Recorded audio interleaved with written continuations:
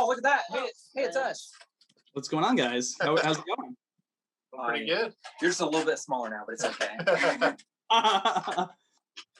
So, is it the band's routine to go into?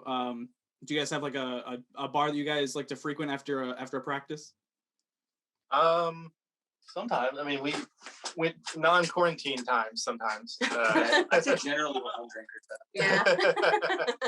We do play a lot of Tower Fall though. We play video games and drink. We play video games now. Have a few beers or something. Awesome. Very cool. Well, it's a pleasure to meet you guys. I've been listening to the new album, like constantly, and it's pretty phenomenal. If I do say so myself. Thank you. Thank you so much. Can't even imagine what it must have been like to record and make. But we'll get to some of that in a few. When did you guys form?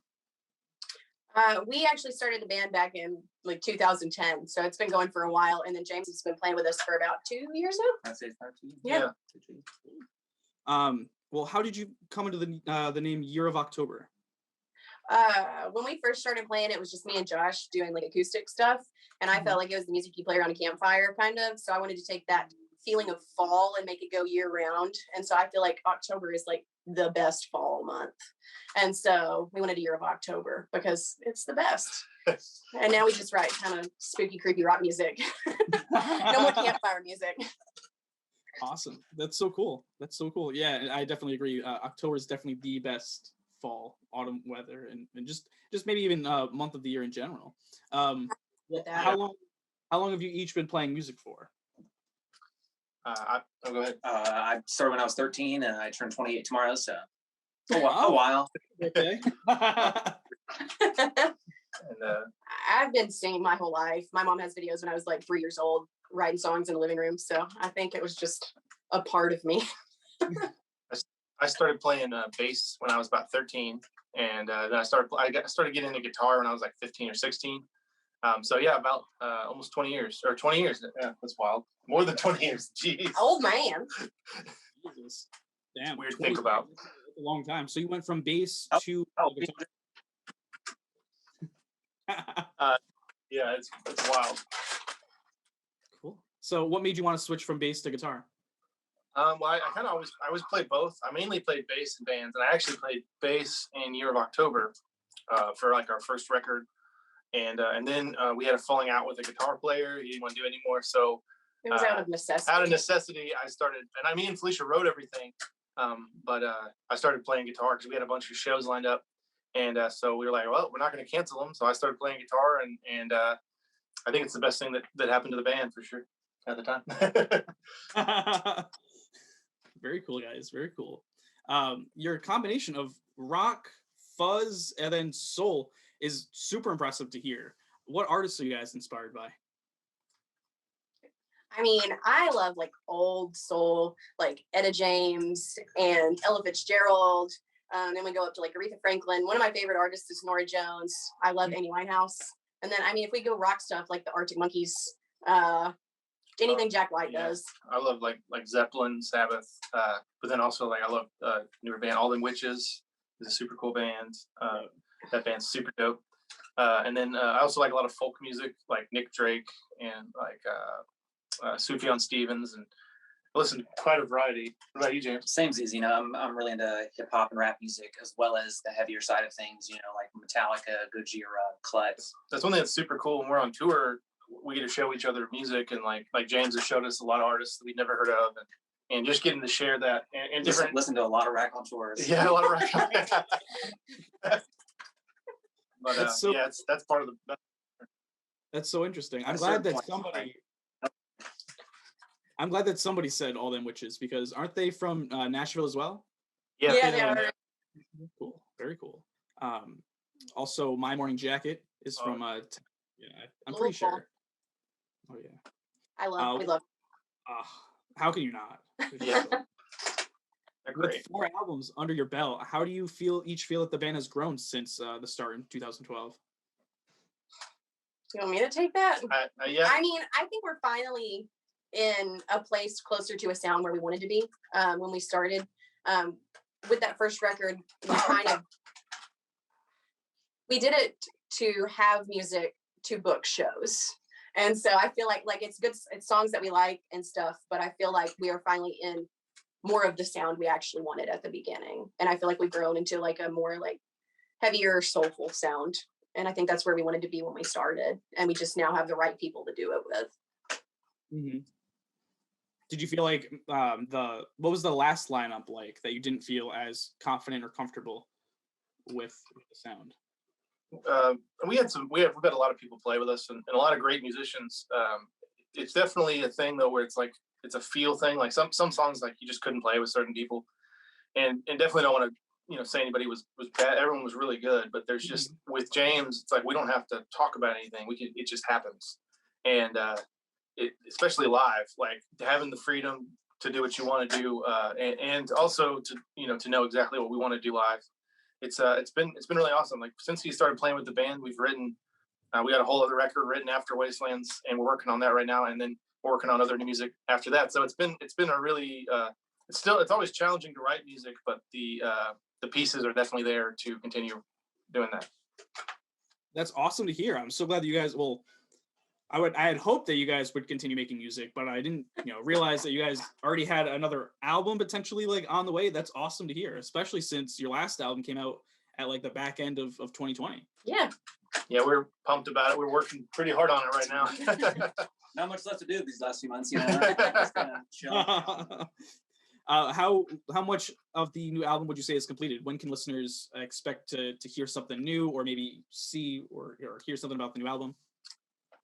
We have 8 songs tracked, seven. 7 songs tracked, and about 3 more maybe that we need to get tracked. Yeah, we're shooting for like 9 or 10, depending on the length of everything. But yes, about 7 of them are tracked with drums and bass, and then I'm layering guitars and vocals right now. Our goal is to have something out hopefully by the end of 2021. But if we shall see. We shall see. We'll see what, guys. We don't want to. It'd be great to do that, but we'll see what happens. We don't want to set a deadline for ourselves. Of course. Well, how long was the writing process for Wastelands? It was about probably about 2 years, really, because we'd had some of the ideas before James joined the band, and then once he joined, we were able to really hash them out and finish songs, and then with James, we toured 2019 basically with all those new songs, and we were recording during that time. But it was great because we could write them. We'd write like 3 songs and go on tour for like a month and a half, 2 months, and then you have them really tight and then record them. And then we'd finish 3 or 4 other new songs. And so it was a really cool process. It was the easiest record I've recorded just because it felt very natural. Like, was a lot of, everything was intentional, and, it was very easy to see where the pieces fit. That's awesome. That's so cool. It seems like James was like the answer to you guys' your prayers and stuff. It seems that way. He's a little angel. It's like when Shaq met Kobe, we call up Look Shaq. at him. Hey man, I heard you need some 3-pointers. But yeah, it definitely took off when he started playing with us. The writing just it just I don't know, it just feels very natural sound feeling. It feels good on the whole. Yes, exactly. Oh, not a reference. Okay. Well, everything sounds like it's clicking very well. I mean, in music, you obviously want things to not only click, but members to get along well. You might get something like The Police, where there's just a big falling out and pile of garbage. Well, how was it a group effort to think of the name Wastelands, or how did you guys know that you wanted to name the album Wastelands? I just think it felt right. We had a bunch of songs, and we had somebody else draw the artwork, but I was creating the actual words and everything for the album cover. And we actually have another album cover created that the album's called Venom. And we're like, it doesn't feel right. We tried a couple different titles. Like we even debated making it a self-titled record, and it just didn't feel right. And then when we were talking about Wastelands as the double song in the middle too, it kind of just is a exclamation point, I think, on the whole record. And 2020 kind of felt like a Wastelands of a year, so I think it just fit. That's super accurate. That's a super accurate description. Definitely. You guys want to release the singles Black Widow and Grievel to kind of show what that album was before releasing the entire project? Yeah, we definitely felt like Black Widow was actually the first song, and Black Widow and Grievous were the first two songs we actually finished writing for the record. And okay. I just felt like, yeah, so it was kind of funny because they ended up being singles just because like we were talking about it, and Black Widow was kind of a no-brainer to be the first song to come out. We just really wanted to put your foot down and hit it hard, yeah. And Grievous was just kind of a great follow-up to that, I thought. So cool, very cool. Well, what is each of your favorite songs or favorite song on the new record? Mine's probably Fade Away. That's mine too. Get out of here. get out of here. No joke. Wastelands Part 2 is my second favorite, so I'll go with that. That's a solid Fade Away is my fave. Mine's probably today. Mine is probably Venom. Does it like switch around a lot, or is it always kind of like Fade Away, Wastelands Part 2? Those are probably always my top two. It's definitely mood dependent. Yeah. It's like, and we play them live sometimes. Like we'll play like Grievous, and I'm like, this is my favorite. And then we'll start up Venom, and I'll be like, this is why it's my favorite. And then I'll play. I really like playing Black Widow a lot. But no, it's just funny. That's the one we played the most, I think, just because we had that one the longest. So it's weird hearing that one because like I definitely wore that one out before any of the other ones. Cool, very cool. What else? Well, you recently, kind of recent, 6 months ago, you released a music video for Grievous. What was it like making that music video? Yeah. Grievous, James had COVID. I did have and COVID. So we weren't actually in any of the same, me and Josh were in the same room recording, but James had to record his drum parts himself. So he like set up a camera and he's sick and recording those drum parts. And yes, it was crazy. But then I got all the footage and I was gonna do it just like all either black and white or red and white. And then by like a happy accident, I added a blue filter on something and it like went all like weird 3D kind of looking mess, like early 90s music video stuff. And I was like, let's do this. And then I just kind of lost my mind. There's like in the choruses, there's like this like weird octopus creature that I've got like faded into the background over our faces. And you can like see it like walking across the screen if you look hard. I'm probably the only one that knows that, but it's there and it's cool. And she did a good job. Get it where like she had it with the camera, like it almost looks like we're in the same room because she had to make it a pretty cool challenge. And yeah, once you see the squid creature, you can't unsee it. I'll definitely have to give that video another listen or another watch because I gotta see the squid creature. Are there any plans on releasing another music video for a track off of Wastelands, or are you guys gonna save maybe another music video for the future project? We've been talking about that, and we are probably going to do another one for something off Wastelands in the near future. Josh has been trying to get me started working on it this week, and I just haven't done it yet. What song would you guys want to see made into a music video? Fade Away. Fade Away would be dope. I would love Fade Away. That's what I said too. Josh wants Buried Redux, but I don't know. It might be 2 against 1. Democracy. Just do it 10 minutes. 10-minute music video. They go right into each other. Yeah. Just it's like Guns N' Roses, like October. What is it? I'm not for sure. Like like Guns N' Roses video that's like super long with like October Rain. Yes. I was just about to say. Yeah, it's like one at the time was like the most expensive music video. We'll do that, but have 0 budget. Shout out. Very cool, guys. Very cool. Well, you guys have played a number of different live performances since COVID started. What performance was your favorite? Probably the 5 spot. Yeah, I think so too. Yeah, the 5 spot was probably my favorite. That was a good one. The album release one was cool too. Yeah, the album release one was cool, but I had to edit all that video together, and it was a lot of work to put that out. So the 5 spot, we just showed up and played, and it was great production, and it was super fun. Yeah. Well, do you guys have a favorite venue that you normally like to play at? I mean, my favorite venue to play at in Nashville is Springwater, just because it feels like a comfortable divey home to me. We've played a lot of shows there. I like the Cobra as well. Cobra's dope. Cobra's a spot. I also like East Room's really cool. Back when it was a venue, the end. Oh yeah. The end was cool. There's a lot of really good spots in Nashville. Like 5 Spot's great too. I mean, it's awesome to make that for bands. Cool. Yeah, I mean, there's a lot of really good live music venues for Nashville. It's like they're all over the place. Oh yeah. Definitely. Is there another live stream show that you guys have planned for the near future? Yeah, March 19th. We're doing one at a place called Live from the 615, and it's with our buddies, the Dirty Delusions. It's another band down here, and it's actually their album release show. So Yeah, it'll be an awesome show. yeah. Nice. Yeah, it'll be stupid.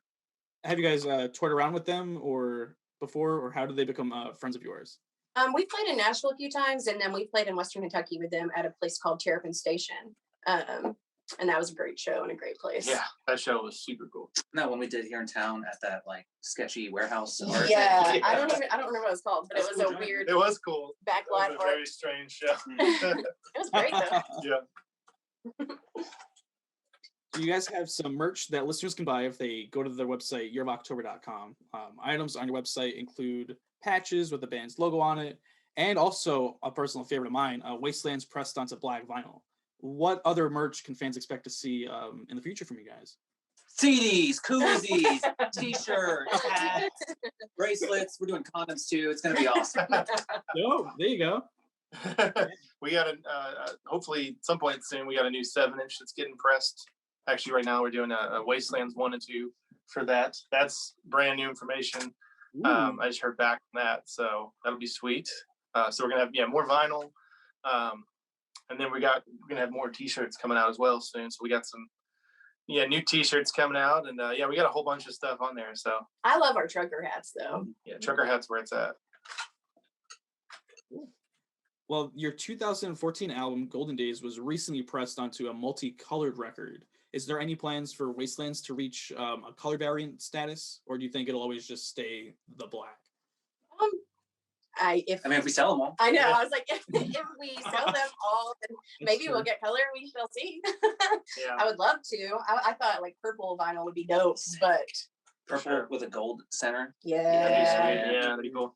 The 7-inches we're doing, there's gonna be some colored variations there, and then the rest is gonna be clear. So those would be cool. Ooh. But doing color vinyl is super dope.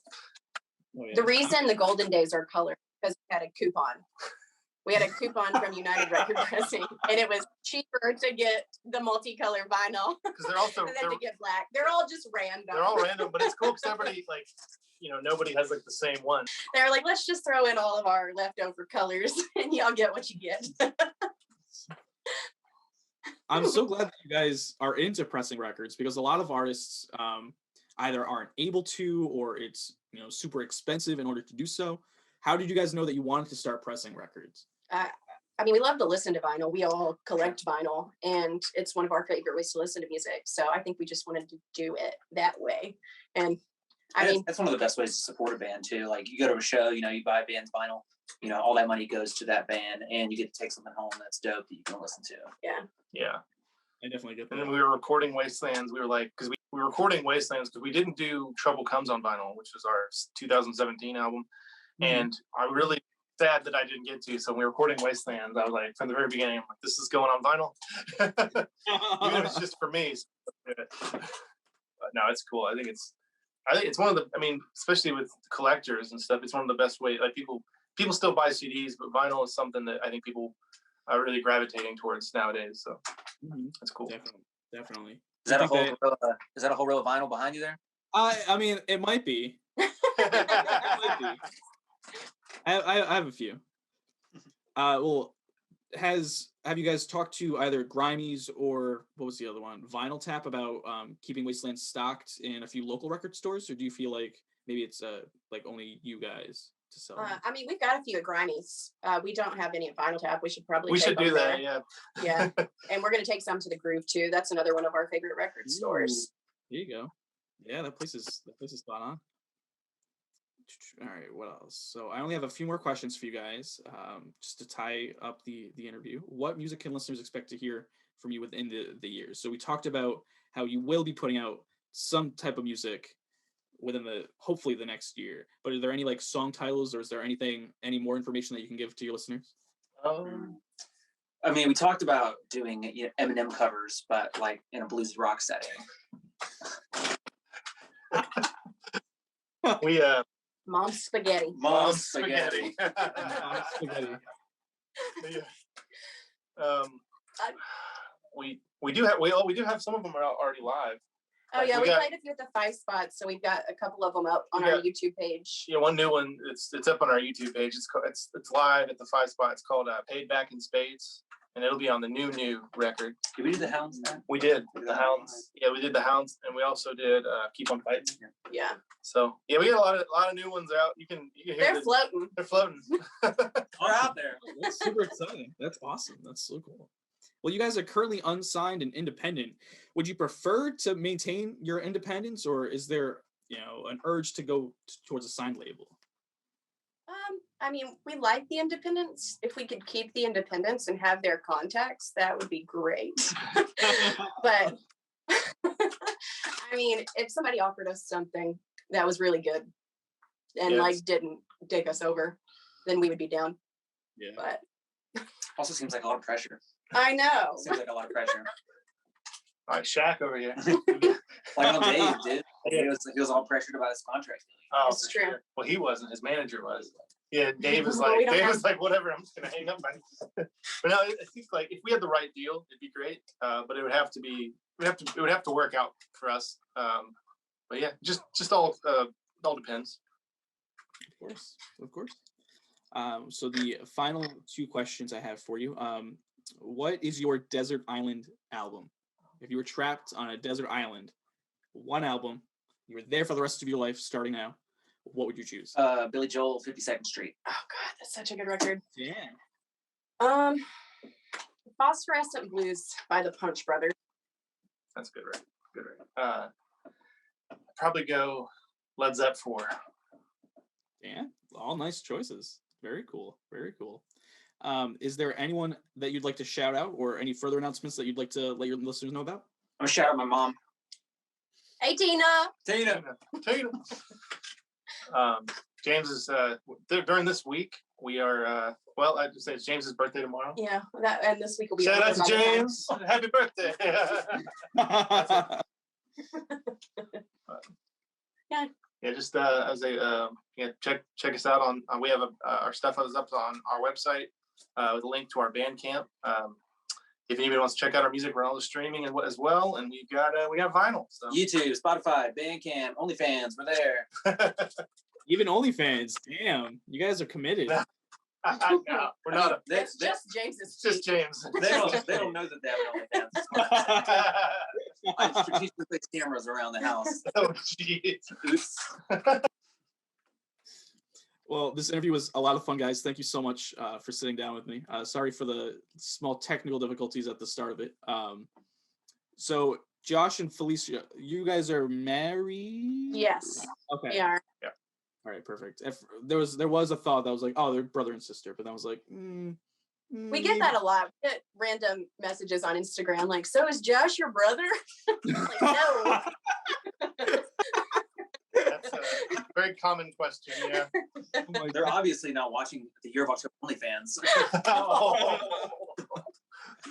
Nobody better be watching.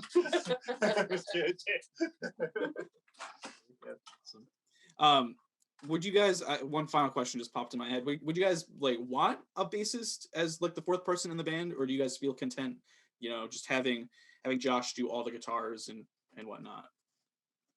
I don't know. I like watching Josh sweat. We've had bass players before, and we definitely, if it was the right fit, it'd be great. But what we have going right now, also it works really well. Mm-hmm. So we're definitely not going to force anything. But if something worked out in the future, we would totally be down. Plus, it's so spacious when it's just me in the back of the band. Like, He gets And James gets to spread out. Spread out. Awesome. Very cool. So on live performances, you guys just do you program the bass in, or do you kind of like take turns like playing it? Live, and he just holds down yeah, a low we end just- on guitar. I use an octave pedal a lot, but then also like my amp just has a lot of low end, and we just get real loud. But it's great. It really is great with just three of us too, though, because if we want to go off on a tangent, we follow each other really well, and we've actually come up with some really cool songs based on that. Like Wastelands Part 2 came out of a jam at the end of a show and turned into a song later, but it was something that we were able to do because we don't have a third person that's having to follow, something. So, so it is really exciting to be able to do stuff like that. Cool. Sweet. Thanks for having us. Thank you for having us. This was fun. Of course, yeah, this was so much fun. Next time I come down to Nashville, I'll definitely try to pay you guys a visit or come see a show. Yeah, That'd what's be up? awesome. Yeah. Very cool. All right, guys. Thanks again, and I'll see you later. All right. Say- Sweet and good, you said I'm